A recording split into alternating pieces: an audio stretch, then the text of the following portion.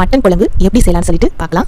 இன்னைக்கு நம்ம சுவையான மட்டன் குழம்பு எப்படி செய்யலாம்னு சொல்லிட்டு பார்க்கலாம். ஒரு பாத்திரத்தில் நல்லெண்ணெய் ஊற்றி பிரியாணி இலை பட்டை போட்டு அழிச்சிக்கலாம்.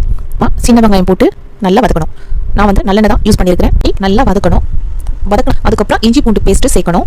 கறியை 2 டைம் நல்லா கழுவிட்டு சேர்க்கணும். இந்த மாதிரி கிளறி விட்டுக்கணும்.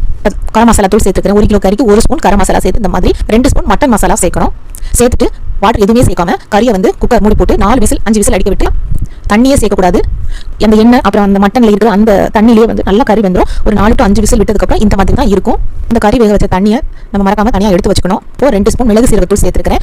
மிளகு 2 ஸ்பூன், ஜீரகம் 1 ஸ்பூன், வத்தல் வந்து ஒரு 10 சேர்த்து அரைச்சு 2 ஸ்பூன் மட்டும் அதை சேர்த்துக்கிறேன். குழம்பு மிளகாய் தூள் ஒரு 4 ஸ்பூன் சேர்த்துக்கிறேன். உங்களுக்கு தேவையான அளவு காரத்துக்கு தகுந்த மாதிரி குழம்பு மிளகாய் தூள் சேர்த்துக்கங்க. இது கறியை வேக வச்ச தண்ணி தனியாக எடுத்து வச்சிருக்கோம் இல்லையா, அதை ஊற்றிருக்கிறேன்.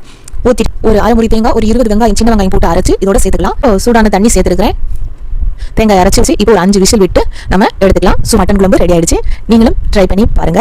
ரொம்ப